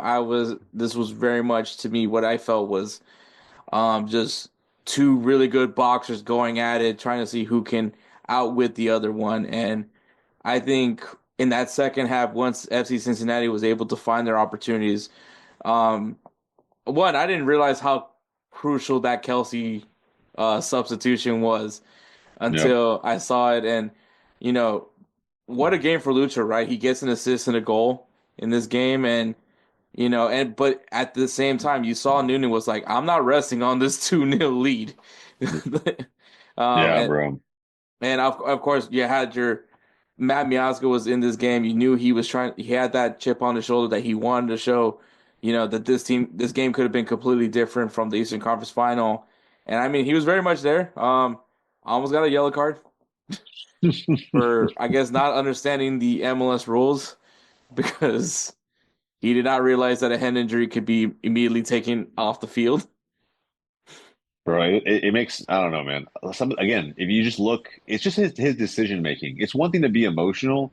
It's just another to have the discipline in the moment, right? To like walk away, bro. Like that's it. There's something like pick your battles. Some battles are worth fighting, others just aren't, bro. Walk away. And that's probably the biggest concern. And I would say Miazga's probably a bigger concern than Cucho. I think after watching this episode, it kind of feels that way. Like Cucho could probably be maintained. It's one thing to be fiery on the pitch and like get into it with players, and that maybe that's why you get disciplinary action. But to do it for just mouthing off all the fucking time, like I don't know. Parts of me as a teammate wouldn't be super appreciative of that. But again, I still take him no matter what. So yeah, bro. I mean, it didn't hurt him in the 2024 matchup, but yeah, bro. We've talked about Miazga already. I think what's funny was, at least at that moment, was just like him and the referee like just butting heads. The referee kept telling him to shut up, The and way the ref yelled back, bro. like stop it, like, enough, enough. I felt It's like like a a parent, like a parent. school teacher, like dealing with the rowdy student. Yeah. And the best part of it all was like the whole time Matt Miazga thought he was in the right, and then it wasn't until finally where they calmly like talked, and he's like, "No, when it's a head injury, the player can be taken, like the medical staff can come right away onto the field." And he's like, "Oh," and it was like, also, props to Lucho Acosta once again because of the fact that he came in immediately to try to calm down Matt Miazga. I mean, just shows how good of a captain he is. And once again, yeah, you as an FC Dallas fan, you because I believe now he's your captain. My copy. Yes, he is. So there's also that for you. uh, Yeah. Yeah, man. I think we'll get. I'm really curious to see how these storylines develop. Really am. I think the storylines that I'll be following. I think Cucho's storyline is actually very straightforward, despite the fact that he leaves to Betis. I think it's just a situation that's, hey, I'm forcing my way out just because I want a chance to play at a World Cup. That's basically it. I want to go play in Europe just to have that shot. And I think he found a way to help the FO understand. Not the case with Lucho, as we all saw in 2025. So really, really curious to see how that story develops. yeah, exactly. And that was the episode. Obviously, Noonan gets hyped. They win the game. Him and Wilfred Nancy have the little proper handshake, and then he starts going and dabbing up all his players. You can see the relationship that he has with his players. I mean, I think all coaches have a very fairly positive relationship with their players, but you can see him, yeah, and interact in a different way with everybody, right? Like, he gives a hug to Lucho, dabs up, Matt Miazga and like you can just see how he approaches every guy on his Yeah. team, and it's like how he understands how their dynamic works with each other. But I mean, for Cincinnati, to get a road result, right, in Columbus, and I think it was a big game for them. Obviously, knowing what happened that season, obviously didn't work fairly well for them because of who ended up in the MLS Cup final that year. But obviously, the Yeah. New York Red Bulls. If you guys are gonna get mad if I spoiled that for you, but it's like, dang it, I didn't have that on my bingo card. I know, right? Spoiler alert, spoiler alert. Yeah, I mean, still though, Noonan's definitely a coach that I would want to play for, like on every level. I feel like yeah, he's like gung ho, just plain as day. I like sets the expectation. And again, I'm really curious to see how those relationships, even with Miazga, because Miazga again goes through something that like none of his teammates really go through. Keep in mind, since we know by the end of 2024, another spoiler alert, that they lose both their starting center backs. So it's just going to be interesting to see how Lucho. I'm guarantee you, bro. Like all of that affects the relationship between Noonan and Lucho, which again you see right. All those little handshakes he did. Lucho, I think, was one of the only ones he hugged. So yeah, bro. There's definitely like more to come on this one. Yeah, for sure. So, we're obviously this episode I think was a really good one. I think that they need to it was needed to highlight Hell is Real. There's no way you don't do it, and I'm glad they did. Obviously, they could have done, El Clasico. I mean, El Tráfico. Maybe they do it. I mean, I don't know. Obviously, I haven't seen any of the other episodes, but I'm glad that they chose this rivalry. And if this is the only rivalry that gets featured on MLS Onside, I'm perfectly fine with it. But yeah, I think that this was the right way to go, and I love that was the second episode. So. Hmm. Yeah, same, bro. And the teaser for the third one was also a banger. I'm kind of curious to see how that one goes. Definitely going to be watching that one soon. Yeah, so episode 3 is going to be interesting. It's obviously the Cave and Sullivan episode, which we'll get there when we get there. But obviously, I'm one of the people that actually got to see this kid in person, and yeah, it's I get the hype is all I'm saying. I get it. And yeah, but Jose, man, I'm glad that you want to do this series with me, and I'm always grateful to find a way to get you on here. But yeah, man, sum up your thoughts on this episode, and obviously tell people where they can find you guys. What's going on with goals? Yeah, yeah, yeah. No, man, the series has been good so far. So doing this series has been really easy. It's definitely a different type of content. Just talking about a show over a season that we have already witnessed week over week. but it is really, really cool to get a sense of like what's happening behind closed doors, how deep some of these relationships are. Just again, the storyline building up for anyone who didn't follow 2024. So, guys, if you haven't seen it, man, go check it out Onside. Let us know, man, just how you guys feel about this one because I thought it was a banger. Obviously, I'm only 2 episodes in, best one so far. But we'll see how the next one, especially considering, bro, that I don't like Philly. Anybody who follows me on Goals TV, I don't like the Union really that much at all. So I'll be really curious to see how immersed I get in episode 3. But yeah, bro, man, great series so far. Excited for the next episode. And again, man, you guys can always find me on the Goals TV YouTube channel or support any one of the creators, including Insert Name FC on Goals TV. That's GOLZ.TV. Go check us out, man. A lot of crazy content coming to the platform very, very soon. Eric Winaldo's already doing his thing over there. Would love everybody's feedback along the way. And yeah, man, just keep supporting us, keep supporting content creators. We appreciate you guys. Of course. And we'll go ahead and segue into Players of the Week, which is it's going to be a double for one specific team in Spain. Not obviously if you guys know anything, it's not my team. So yeah, it feels weird. But yeah, so we'll go ahead and segue into Players of the Week. All right, thank you, Jose, for coming on. Episode 2 of MLS Onside was very enjoyable. If you guys haven't been watching it, or probably because you don't have MLS Season Pass, which I don't blame you, but I do say check it out. It's really cool what they did with this, and hopefully this is a sign that we're gonna see more from MLS Season Pass and Apple TV. So at least that's where I'm fingers crossed. But all right, Players of the Week is brought to you by SeatGeek. SeatGeek is an amazing ticketing site app that gets you the best deals for tickets of live events like concerts, theater, comedy shows, and of course, sporting events. I love the simplicity. Edward loves simplicity. I mentioned it before. Me and him went to go see the Inter Miami Tigres Leagues Cup game. Yes, we didn't see Messi, but we still had fun watching that match.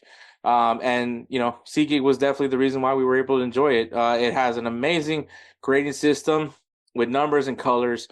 The higher the score, the greener the color gets, and obviously that means buy those tickets, those seats for that price, you're going to get a great deal out of it. And then if it's a low score and it's really red, that means keep searching in the app. You're going to find a better deal. We love the simplicity of SeatGeek. We use it a ton of times. And if you guys aren't sold just yet, for first-time users, if you use the code BellyUpSports at checkout, you'll save $20 off your first purchase. So once again, use that code BellyUpSports and save yourself $20 off your first purchase at SeatGeek. SeatGeek life's the event. We have the tickets. Players of the Week. All right, so this is going to be a Barcelona double. They did have a really good performance against Real Sociedad. It was a 4-0 victory against Real Sociedad. So my player of the week is Dani Olmo, who provided 2 assists in that match, and Ronald Araujo, which I'm sure that's a popular name right now for Barcelona, is Edwards' pick, who scored a goal and got an assist in that 4-0 victory against Real Sociedad. So solid performance for Barcelona, I guess. Really wish I wasn't having to hype them up or having to acknowledge them, but yeah, here we are. But congratulations to Dani Olmo and Ronald Araujo for being our players of the week. Once again, use that code BellyUpSports at checkout at SeatGeek.com. Save yourself $20 off your first purchase at SeatGeek. Life's an event. We got the tickets. All right, guys, games to watch this weekend. So kicking off this weekend, we have the NWSL Challenge Cup, which is kind of like their pre-tournament to the season. So for you WOSO people, there you go. Go ahead and enjoy that one. We also have the USL Championship kicking off. Obviously, this is the league that's trying to rival MLS. If you are a promotion relegation guy, you better be watching this because this is the league that has it. So to prove everybody wrong about that promotion relegation does in fact work in the US, well, better watch it and support it. In Liga MX, we got 3 big matchups. We got Toluca versus Necaxa. Who would have thought I've ever say that? Cruz Azul versus Monterrey, and El Super Clásico, Chivas de Guadalajara versus America this weekend. So one of the biggest derbies in Mexico is happening this weekend. I wish I could tell you that both these teams are in their best form right now, but in reality, America's the team in form. Chivas de Guadalajara. Pretty bad right now. But all right. In Portugal, we got Braga versus Porto. Two teams that are doing really good over there in the Portuguese league. So make sure you guys keep an eye on that one. In Ligue 1, we got Stade Rennais versus PSG and Marseille versus RC Lens. That's in Ligue 1. In the Bundesliga, we got Borussia Dortmund taking on FC Augsburg. Borussia Dortmund also looking pretty decent as of lately. Also, SC Freiburg versus RB Leipzig. An also interesting matchup over there in the Bundesliga. In the Serie A, we got Hellas Verona versus Bologna. And Juventus versus Atalanta. Juventus having an opportunity to put a team down a peg over there in the Serie A battle for the league for the Serie A title. In La Liga, we got Celta Vigo versus Leganes and Real Sociedad, who just got beat by Barcelona, taking on Sevilla. So we'll see if there's any bounce back, some teams that can improve their position in La Liga. In the Premier League, we got Nottingham Forest taking on Manchester City. Both teams that are doing really well in the English Premier League. We'll see what happens in that matchup. And we get Manchester United versus Arsenal. So me and Edward in our jersey bet. So this is our second matchup when it comes to Manchester United and Arsenal. So we'll see how that one pans out. I'm sure it's going to be a juicy matchup. Yeah, we'll see what happens there. But those aren't all the matches, obviously. But if you guys need a good beginner's guide of some good matches to watch this weekend, I think we gave you guys some pretty good matches to look forward to. So, all right, we're going to take one more break, and then we'll wrap this show up in a pretty little bow for you. Hey everyone, it's Ryan from No Credentials Required to talk to you about one of our newest partners at Belly Up Sports, SeatGeek. Yeah, live sports is great on television, but the feeling of being at the arena is a priceless experience. That's why our friends at SeatGeek are there to help you find the best tickets at the best prices. Not only can you get tickets to sporting events, but you can also get tickets to concerts, comedy shows, musicals, and more. Search for your desired event now at SeatGeek.com, enter promo code BellyUpSports at checkout, and you save $20 off your first purchase. SeatGeek. Life's an event. We have the tickets. All right, guys. Episode 208. I got it done. Thank God. But before I wrap this show up, man, like I said, going to that wedding, it really had me really think a lot of obviously my time in the Marine Corps. For those of you who don't know, I served 5 years in the United States Marine Corps. I was only 18 years old. Didn't really have much, ambition for anything. I didn't think I was in the right headspace for college. And as far as going straight into the workforce, I didn't know. But I knew one thing, and that was I wanted to join the military. I wanted to serve my country. And secondly, I wanted to be a Marine. Obviously the Marine Corps has its reputation of being kind of the tough one, the toughest military branch in the U.S. All the stories, the history involving the U.S. Marine Corps, a lot of that really did push me into the decision to join the Marines. And so I joined. And, you learn a lot about yourself going through the Marine Corps military. I would say military in general, but like Marine Corps, obviously speaking only on my experience, the Marine Corps, you learn a lot about yourself once you're in that, and seeing how you mature as a person. And you learn a lot about building a community and building a family, because Marine Corps family is very much that. It's 100% a family. It's a brotherhood, sisterhood, and all those things. And obviously the reason why I'm saying all that is because obviously going to that wedding, going to New Braunfels to see my good friend Ramirez get married, it just made me really reflect a lot about my time in the Marine Corps, the bonds that I built amongst many people that I tried my best to stay in contact with. It was great to also see another great friend, which was Klaus. It was great catching up with him, getting to meet his wife, and seeing that he's doing well. And I think that's also the other part, is seeing guys that you're with do well, because unfortunately the transition out of the military is not an easy transition. You go from a world that you feel indestructible, right? Like you're a Marine. You put your body through legitimately hell, and you somehow overcome it, and you come into this world and you kind of just feel mortal in some sense. And unfortunately, for some people, they can't accept that fact, and I lost a lot of good friends because of it.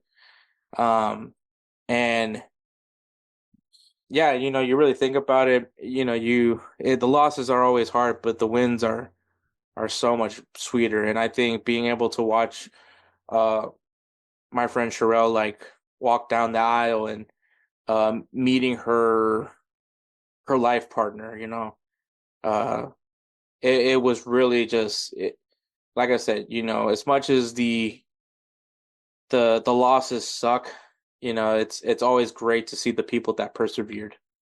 And she's a great example of that. Like, I mean, uh, a great turnaround. Obviously, she found her love for God, and I think that's an important thing. So I'm happy for her, and I'm happy for Klaus as well. It was great to catch up with him. We obviously took a moment and to reflect about Cologne, who unfortunately he's no longer with us in this world. And yeah, it was just really good. The whole point of all this was, one, don't, especially for the guys that are in the military, make sure you reach out to somebody, man. Don't let you put yourself in that hole, that dark hole it's just hard to get out of. It's a hole that I'm very familiar with as well. Luckily I was able to get out of it, um, but talk to people, man. Reach out, man. Like, even if it's just a little text message, it goes a long way, man, to hear somebody. And as a matter of fact, I can tell you, I ended up finding a number of someone that, I mean, big brother to me, like, I mean, straight up big brother. And you don't know how uplifting it was to finally just not necessarily hear them, but just hear them respond through text. It just alleviated so much because I was always worried about this person, and to hear that he was doing well was really relieving. And then another person found me on Facebook, which that was, and funny enough, you're talking about big brother. This guy's like little brother to me, and yeah, it was good to hear him doing well as well. Um, but yeah, man, always just like, especially, it's not an easy transition for if you're a military service member that listens to this podcast, and which, by the way, I love you guys, but same thing, man. Don't think you're by yourself. Never think that you're by yourself. You're never by yourself. The brotherhood that is the military is very much still a thing, and always remember that, because at the end of the day, you're never going to be a nuisance. You're never going to be a disturbance. Like, and this goes to anybody that has ever served with me. Like, drop of a dime, I will respond. I will respond and be there for that person, to whatever capacity I can. And so yeah, so never think that you're alone. And I think just in general, right? Like, I know there's other people that struggle with their own battles. Always know you're not alone. I think that's the important part. But it was really good to celebrate the marriage of my good friend Sherelle, and the wedding was beautiful. It was lots of fun. Like I said, it was great to catch up with her and Klaus, and yeah, it put a smile to my face to see everybody. So, and it's pushing me now. It is pushing me now, because now I'm like, I gotta figure out some ways to go see some people, because I really would love to see some people that I haven't seen in, God, almost about to be 10 years. So yeah, I really want to see some people. So I'm gonna do my best to make that a goal. Maybe not this year, but next year, start making plans to go see people that I served with, and catch up, man. Just, that's the most important part, and see that they're doing well, and if they're not, be there for them. So, but yeah, and so and once again, if this was something that y'all needed to hear, just reach out to somebody, man. This is your sign. Go, that person you haven't heard from a long time, or you haven't talked to in a long time. Find them on, whether it's social media. I'm sure you guys are following each other on social media, and just tell them, like, hey, what's up? Tell them, like, hey, what's up, man? How you been? how's the family? Like that, it's gonna go a long, long way. Because it sucks when you lose somebody. It just does, especially that someone that's been there through the rough times, and now they're not there with you, you know. So, anyways, shout out to the Belly Up Podcast Network. Oh, obviously, Insert Name FC was awarded the Podcast of the Year award for 2024. Thank you so much for everybody that has supported the podcast last year and given us a like, well, not like, a listen. It just shows how hard we've worked for this episode, for these podcasts, and yeah, thank you so much. But yeah, check out Belly Up Sports. Check out the website bellyupsports.com. Lots of articles constantly being written. A lot of the podcast shows, man, they have like these little blogs where you can read like a good summary of the episode and still watch the episode themselves. So check them out, man. Follow them on YouTube, Belly Up Sports. Follow them on Instagram and Twitter at Belly Up Sports. Lots of articles, not just from the podcasting sector, but also writers. Shout out to Eric Kratz, who did win Article of the Year. So shout out to him, man. Keep supporting Belly Up Sports because we're trying to grow things over there. Speaking of growing, check out Goals TV, man. GOZ.TV. You listen to Jose and me talk about it. I'm sure you guys love the episodes that Jose comes on. So just, check out his stuff, his work over there at Goals TV. It is an amazing streaming platform that is soccer content made in the US of A. Follow him on Instagram at GOZ.TV. Once again, GOZ.TV. And on the X at GOZ_TV. GOZ_TV. But check out goals.tv. Check out that website. Go subscribe. It is free to subscribe right now. Go ahead and check out Unleashed with Eric Winalda. Go check it out, man. You're going to see some great stuff over there. And then, of course, shout out to Roosevelt Spencer. Speaking of somebody that I served with, Roosevelt Spencer and me, it's great that we're able to stay in touch with each other and always check up on each other. And, seeing him where he is at now he's a dad. When I say I'm happy when I see guys doing well, like Spencer is one of those guys that I am so happy to see him do well. And obviously I'm sure it's vice versa with me as well. So follow him on Instagram at ThatGuyDope, especially if you guys need some beat works. If you need some beats, man, go hit him up. That guy dope.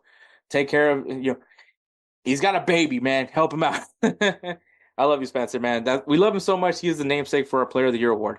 So check him out. That guy at ThatGuyDope on Instagram. Shoot him up a message that you need some beats done. If you're a aspiring artist, a YouTuber, you want a podcast, hit him up. He's going to give you some beats so you avoid that nasty, nasty copyright. So hit him up. He'll take great care of you like he always does with us. But with all that being said, man, thank you to everyone that's listened. Thank you for Jose for coming on. Catch us next week where we do have episode 3 of MLS Onside to recap, as well as amongst other things to talk about. So thank you so much for listening. Take care, guys.